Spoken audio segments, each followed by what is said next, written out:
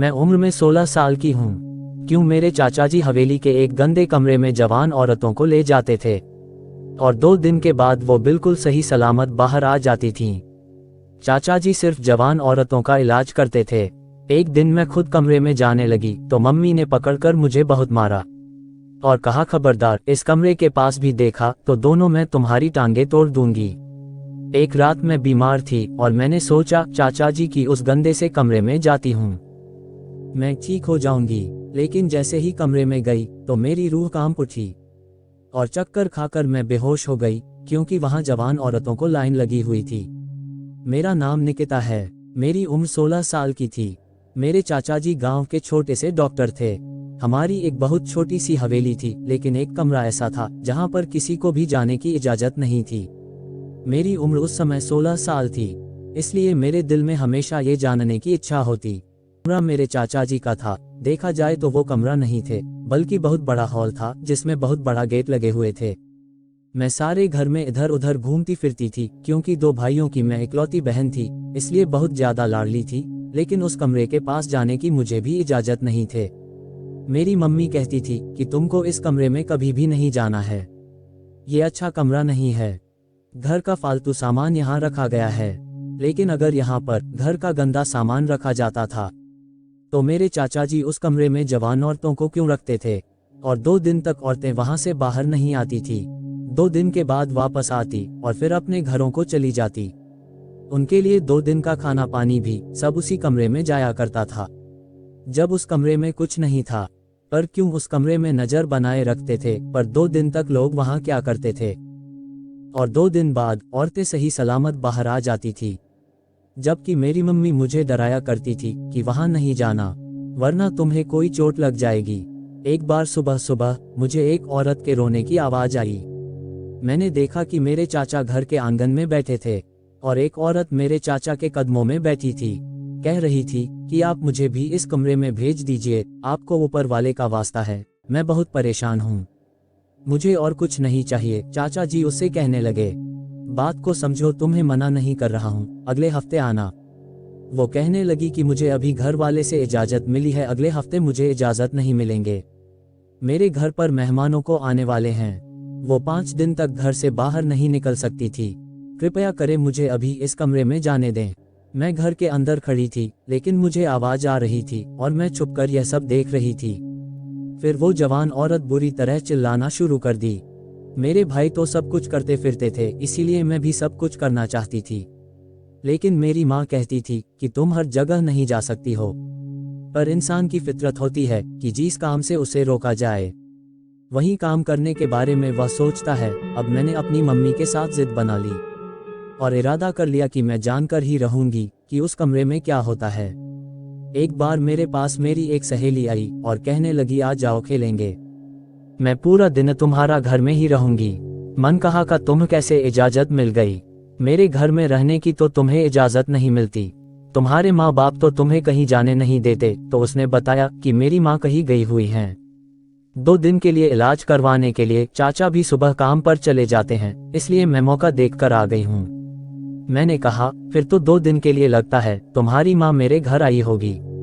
वो हैरान हुई कि मेरी माँ तुम्हारे घर क्यों आएगी, वो तो किसी और शहर में गई है। मैंने कहा कि तुमसे झूठ बोला है, आजकल जो भी औरत 2 दिन के लिए घर से गायब होती है वो मेरे ही घर आती है। मेरे चाचा उनकी कोई इलाज करते हैं, वो कमरा देख रही हो ना, वहां पे छोड़ देते हैं उनको 2 दिन के लिए। फिर उस कमरे में खाना भी जाता है और पानी भी और बाकी जरूरत की चीजें भी। वो कहने लगी, फिर तो मुझे मेरी माँ से मिलना है, मुझे उसकी बड़ी याद आ रही है, चलो अंदर चलते हैं। मैंने कहा कि इतनी अच्छी किस्मत नहीं है हमारी, वहां किसी बच्चे को नहीं जाने देते। जाने नहीं देते तो क्या हुआ, हम चले जाएंगे, हमको कौन सा सबको बताकर जाना है कि हम अंदर जा रहे हैं। मैंने कहा कि हाँ, बात तो तुम्हारी ठीक है, लेकिन अगर पकड़े गए तो बड़ी बेइज्जती होगी। कहने लगी कि कुछ नहीं होगा, जान से तो नहीं मार देंगे ना, मुझे मेरी अम्मी से मिलना है, उनसे बात करनी है, पूछना है उनसे कि उनको ऐसी कौन सी बीमारी है कि वो 2 दिन के लिए घर से बाहर चली गई, छोटे छोटे बहन भाइयों को मेरे हवाले करके। पूरा दिन मैं काम करती हूँ, थक जाती हूँ, यार मदद करो मेरी। मैं अपने सहेली के कहने पर उस कमरे के करीब चली गई और सीढ़ी लगाकर अंदर जाने की कोशिश करने लगी। मेरी सहेली सीढ़ी को पकड़े खड़ी थी और मैं ऊपर चढ़ रही थी। जैसे ही मैं अंदर झांक कर देखने वाली थी, वैसे ही मेरे कानों ने कुछ सुना। मेरी मम्मी की आवाज थी जो मेरी सहेली को डांट रही थी और मेरी सहेली को मार भी रही थी। मुझे भी मेरी माँ ने देख लिया और सीढ़ी को हिलाना शुरू कर दिया कि नीचे गिरा दूंगी मैं, जल्दी नीचे आओ। मैं जल्दी जल्दी नीचे आई और मुझे पता था कि मेरी अच्छे से पिटाई होगी, और वही हुआ। मम्मी ने मुझे भी मारना शुरू कर दिया।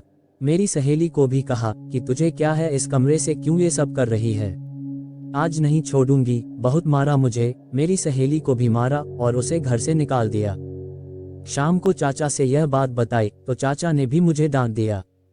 जबकि आज तक तो जब मेरी मम्मी चाचा से मेरी शिकायत करते थे, चाचा यही कहते थे कि मेरी लाडली बेटी को कोई कुछ ना कहे, उसको तो 7 खून माफ है, जो करती है करने दो। लेकिन आज तो चाचा ने भी मुझे बड़ी बड़ी आंखें दिखाने लगे थे, तुम इस कमरे के पास नहीं जाओगी। सुन लो निकिता, नहीं तो मुझसे बुरा कोई नहीं होगा। जितना मुझे मेरे माँ बाप मना कर रहे थे, उतना ही मेरे अंदर जिद गुस्सा बढ़ता जा रहा था। एक दिन मैंने उस कमरे से चीखों पुकार की आवाज सुनी। एक औरत चीख रही थी और कह रही थी कि मुझे बाहर जाने दो, मुझे यहाँ पर नहीं रहना, मुझे ये काम नहीं करना। और चाचा भी चिल्ला कर कह रहे थे कि रानी अब आई हो तो ये काम करना पड़ेगा, तुम्हारी वजह से 4 और औरतों को मना किया है मैंने, यहाँ से जाना बहुत मुश्किल है। चाचा ने कहा, यहाँ जगह बहुत मुश्किल से मिलती है और अब तुम इरादा नहीं बदल सकती। वो जवान औरत रोने लगी और मैं सोचने लगी कि पता नहीं यहाँ पर क्या हो रहा है। एक दफा मैं रात को अपने कमरे में सो रही थी कि डर गई। मैंने चीखना चिल्लाना शुरू कर दिया। मेरे चाचा भी जाग गए और मम्मी भी, दोनों बहुत ज्यादा परेशान हो गए। मम्मी ने गले लगा लिया और रोने लगी। मेरे मम्मी ने कहा कि क्या हुआ है, आपने इसको क्या किए। मेरी चाचा ने कहा कि हमेशा उस कमरे के आसपास मंडराती रहती है, कहीं इसने अंदर झांक कर तो नहीं देख लिया। चाचा और माँ की आंखों में अजीब सा डर था। चाचा ने कहा, ऐसा हुआ तो बिल्कुल भी अच्छी बात नहीं है, फिर तो ये सारी जिंदगी डरती रहेगी। मैं उस वक्त नींद में नहीं थी, उनकी बातें सुन रही थी। आखिर क्या था उस कमरे में जिसको देखकर मैं सारी जिंदगी डरती रहती। फिर मैंने सोचा कि शायद मुझे अपने पास रखने के लिए इस तरह की बातें कर रहे। लेकिन एक दिन मेरी तबीयत बहुत ज्यादा खराब हो गई। मम्मी को बताया तो उन्होंने कहा कि दवाई दे देती हूँ, ठीक हो जाएगी। लेकिन मुझ पर मम्मी की दवाई का असर नहीं हो रहा था। मेरे पेट में बहुत ज्यादा दर्द हो रहा था। मेरी माँ अपने काम में लगी थी, घर में कोई भी नहीं था। मैंने सोचा कि औरतें उस कमरे में जाती है तो ठीक हो जाती है।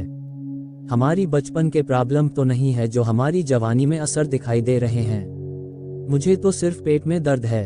अगर मैं 1 घंटे के लिए उस कमरे में चली जाऊंगी तो मेरा दर्द भी ठीक हो जाएगा, और यही अच्छा बहाना है। कोई मुझसे पूछेगा तो मैं कहूंगी कि मेरी तबीयत खराब थी, इसीलिए मैं वहां चली गई। उस कमरे में जाने का कोई दिक्कत नहीं था, आराम से मैं अंदर जा सकती थी, क्योंकि उसके दरवाजे के ऊपर इतनी जगह थी कि मैं आराम से उसके अंदर से निकल सकती थी। दिक्कत ये था कि वहां जाने से पहले ही किसी ना किसी को मालूम हो जाता था और मेरा प्लान नाकाम हो जाता था। लेकिन आज मैदान बिल्कुल साफ नजर आ रहा था। आज मुझे कोई भी रोकने वाला नहीं था। चाचा घर पर नहीं थे और भाई भी घर पे नहीं थे। घर के गार्डन कल भी छुट्टी पर थे। दोपहर का वक्त था। मम्मी अपने काम करने के बाद थोड़ी देर के लिए सो गई थी और मेरे पास यही वो वक्त था कि मैं आज उस कमरे में जा सकती थी। मैंने बहुत आराम से सुकून से सीढ़ी को गेट पर रखा और आराम से दूसरी तरफ उतर गई। मैं इस कमरे में चली गई। दरवाजे के आगे बड़ा सा पर्दा लगाया हुआ था। पर्दे को हटाया तो सामने अंधेरा था, हालांकि दिन का वक्त था। मैं कमरे के अंदर आ गई और मुझे महसूस हुआ कि जैसे उस कमरे में मेरे अलावा भी कोई है। मैं आसपास देखने लगी कि कहीं तो लाइट लगी होगी। कमरा बहुत बड़ा था, इतना बड़ा कि कमरों के हिसाब से वहां 8 कमरे बनाए जा सकते थे। उसको कमरा नहीं कहना चाहिए था, ये तो किसी तबेले जैसा लग रहा था और इतनी गंदी महक आ रही थी। उस कमरे से मैं हैरान रह गई। इतनी गंदी महक थी कि मैंने अपनी नाक पर हाथ रख लिया। जल्दी जल्दी स्विच तलाश करने लगी, जो मुझे मिल ही गया। 1 से 10 बटन मैंने दबाया तो अचानक कमरे में रोशनी फैल गई। मुझे अच्छी तरह याद है कि उस कमरे में मक्का रखी जाती थी। लेकिन क्या उस मक्का को यहाँ से हटाया नहीं गया था, जो इतनी बुरी महक आ रही थी। मैंने जैसे ही लाइट ऑन की, मेरी रूह कांप गई, हाथ पांव कांपने लगे, क्योंकि जो मंजर मैं अपनी आंखों से देख रही थी वो किसी 16 साल की बच्ची के लिए एक बहुत ही अजीब और खौफनाक मंजर था। उस कमरे में कुछ जानवर पड़े थे, जो लाइन से पड़े हुए थे, 8 से 9 एक तरफ, बाकी दूसरी तरफ।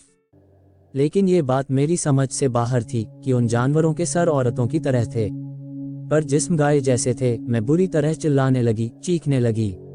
वो सारे औरत एक साथ बोलने लगी, डरो मत, ऐसा वैसा कुछ नहीं है, क्यों डर रही हो। और मैं वहीं पर बेहोश हो गई। जब होश आया तो अपने कमरे में थी, और मेरी माँ मेरे सिरहाने बैठी रो रही थी और मेरे चाचा के साथ लड़ रही थी। क्यों करते हैं इस तरह के काम, वो जमाने चले गए। अब कौन ऐसा काम करवाता है, दूसरों को भी तंग करते हैं, घर में इस तरह की चीजें रखेंगे तो बच्चों का ध्यान तो जाएगा ना। बच्चों की तो आदत है, जिस काम से उनको मना करो उनको वही करना होता है। इसका क्या कसूर है, कितनी बुरी तरह डर गई है मेरी बच्ची।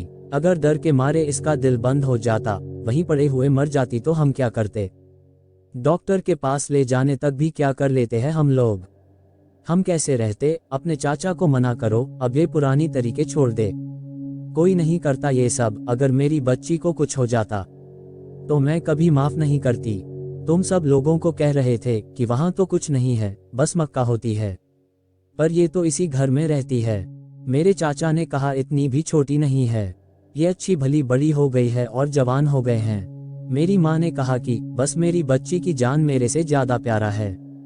मैं अपने घर में इस तरह की कोई हरकत नहीं होने दूंगी। खत्म करो ये सब, वो सारा काम तौबा करें। इस उम्र में इस तरह की हरकतें ना करे, कल को किसी को कुछ हो गया तो उसका जिम्मा भी हमारे गले में पड़ जाएगा। मैं उठी और मैंने बोलना शुरू कर दिया कि मैंने वहां गाय देखी थी, उस कमरे में गाय पड़ी हुई थी। अम्मी मैं तरह चिल्लाने लगी और मेरी माँ फिरने लगी। अब तो मेरे चाचा भी परेशान हो गए। 1 हफ्ते तक मैं इसी तरह डरती रही, चिल्लाती रही। मुझे बुखार रहा, मेरी हालत बहुत बुरी रही, यहाँ तक कि मुझे हॉस्पिटल में दाखिल कर लिया गया। मेरे माँ भाई ने मुझे बहुत प्यार किया। 1 दिन के बाद मैं कुछ नॉर्मल हुई और फिर मुझे मेरे घर ले आते हैं। फिर एक दिन मेरे चाचा और मेरे माँ दोनों मेरे पास बैठे थे और उन्होंने मुझे कहा कि बेटा, तुम जिस चीज से डरती हो, हम तुम्हें उसके बारे में बताना चाहते हैं और तुम्हें इसीलिए उस कमरे में जाने नहीं देते थे कि कहीं तुम डर ना जाओ। मेरी हालत बहुत बुरी रही, यहाँ तक कि मुझे हॉस्पिटल में दाखिल कर लिया गया। मेरे माँ बाप ने मुझे बहुत प्यार किया। 1 दिन के बाद मैं कुछ नॉर्मल हुई और फिर मुझे मेरे घर ले आए। फिर एक दिन मेरे चाचा और मेरे माँ दोनों मेरे पास बैठे और उन्होंने मुझे कहा कि बेटा, तुम जिस चीज से डरती थी, हम तुम्हें उसके बारे में बताना चाहते हैं और तुम्हें इसीलिए उस कमरे में जाने नहीं देते थे कि कहीं तुम डर ना जाओ। और फिर देखो तुम्हारे साथ क्या हुआ। मैंने कहा, वो सब क्या था, मुझे बताए नहीं तो मेरा दिमाग फट जाएगा। मेरे चाचा ने कहा कि ये एक बहुत पुरानी परंपरा है, जो तुमने देखा वो एक तरीका है इलाज का। वहां पे ऐसा कुछ नहीं हो रहा था, वहां पर कोई गाय नहीं थी, वो सारी की सारी औरतें ही थी। दरअसल इस तरीका इलाज में एक ऐसे शख्स को जिसको कोई बहुत ही ज्यादा पुरानी बीमारी हो, जिसका वो सालों से इलाज करवा रहा हो लेकिन वो ठीक ना हुआ हो, तो 3 दिन के लिए उसे बड़े जानवर की खाल में पूरी तरह अपने आप को लपेटकर गुजारने होते हैं और एक कमरे में पड़े रहना होता है। ये तरीका बिल्कुल भी आसान नहीं होता कि 2 दिन तक जानवरों की खाल को अपने बदन से लगाकर रखना होता है। इसमें से बहुत बुरी बदबू आती है जो आपको बर्दाश्त करनी होता है। खाना भी आपको बहुत ही हल्का खाना होता है। ये अमल बहुत ज्यादा मुश्किल है। ज्यादातर लोग इसे नहीं करते, पुराने वक्तों में बहुत करते थे, फिर लोग इससे दूर होने लगे क्योंकि यह कोई आसान काम नहीं है। लेकिन एक बार इस तरीका से जिसका जिस्म गुजर जाए तो यह समझो कि वो दोबारा से पैदा हुआ है, उसके सारे बीमारी दूर हो जाते हैं। इसलिए मैं ये सब करवाता हूँ क्योंकि यह हमारी पुरानी परंपरा है और इससे फायदा बहुत ज्यादा होता है। इस तरह से कोई शख्स जानवर की खाल लपेट कर गर्दन तक बैठा हो तो जाहिर है अजीब लगता है, इसलिए तुम्हें वहां जाने नहीं देते थे। जवान बच्चों को यह मंजर दिखाना कोई अच्छी बात नहीं है। अब तुम हमारे खानदान की एक ही बेटियां हो, लेकिन अब तुम बड़ी हो गई हो। सोचा था कि तुम्हें एक बार समझाना ही काफी होगा, लेकिन तुम तो वहां पर जा पहुंची। मैं ये बात सुनकर हैरान रह गई और मैंने कहा कि क्या वाकई उससे फायदा होता है। तो मेरे चाचा ने कहा कि हाँ, बहुत ज़्यादा फ़ायदा होता है, लेकिन ये काम बिल्कुल भी आसान नहीं है। औरतों के लिए तो बहुत ही मुश्किल है। ये तरीका इलाज सिर्फ जवान मर्दों के लिए था, क्योंकि औरतों का 2 दिन तक ऐसे बैठे रहना कोई अजीब सी बात लगती है। लेकिन मैंने औरतों का इलाज भी करवाया। इलाज तो सबके लिए होता है। जब मुझे पता चला ये तो एक तरीका है इलाज का, तो मेरे दिल से सारा डर निकल गया। अचानक से मैं बहुत नॉर्मल हो गई, लेकिन मेरे माँ और भाई ने चाचा को कहा कि वह ये काम आइंदा नहीं करेंगे। मैंने कहा अपने घर वालों से कि मैं अब बिल्कुल ठीक हूँ, आप चाचा को ये काम करने दें। ऐसे लोगों का फायदा हो रहा है तो ये रुकना नहीं चाहिए। बाकी लोग कई कई सालों तक अपने साथ बीमारियां लेकर चलते रहते हैं, इलाज भी करवाते हैं, दवाएं भी खाते हैं, लेकिन असर नहीं होता है। अगर इस तरह से लोगों को इलाज मिल रही थी तो हमें ये रोकना नहीं चाहिए था। लेकिन मेरे चाचा ने कहा कि इस घर में अब ये काम नहीं होगा। कल को किसी रिश्तेदार या किसी मेहमान के बच्चे आएंगे तो क्या हम उनको रोकते फिरेंगे? वैसे भी गांव वाले भी आपके खिलाफ हो रहे हैं। वह कहते हैं कि यह तरीका इलाज औरतों के लिए नहीं था, आपने औरतों के लिए क्यों शुरू किया? हमारे लिए ये कोई प्रॉब्लम बन जाएगा। वैसे यहाँ के लोग थे भी ऐसे ही, ऐसी बातों पर तो लोग मरने मारने पर उतर आते थे। इसलिए चाचा जी ने भी प्रॉब्लम समझकर इसे खत्म कर दिया। लेकिन जैसे जैसे मैं बड़ी होने लगी, वो मुझे सब कुछ बताया करते थे कि ये सब कैसे होता है, इसके तरीके क्या है, किस तरह से करते थे, 2 दिन तक कहाँ रखना होता है, ऐसे मरीज को खाने के लिए कौन सी चीजें देनी चाहिए, उसे कितना पानी पीना चाहिए। मेरे चाचा मुझे सब कुछ बताते थे। मैं मेडिकल की स्टूडेंट बन गई और डॉक्टर बन गई। मेरे चाचा इस दुनिया से चले गए। दोस्तों, ये थी हमारी आज की कहानी। इस कहानी के बारे में आपका क्या कहना है, हमें कमेंट करके अवश्य बताएं। और हमारे channel good in storage subscribe करें।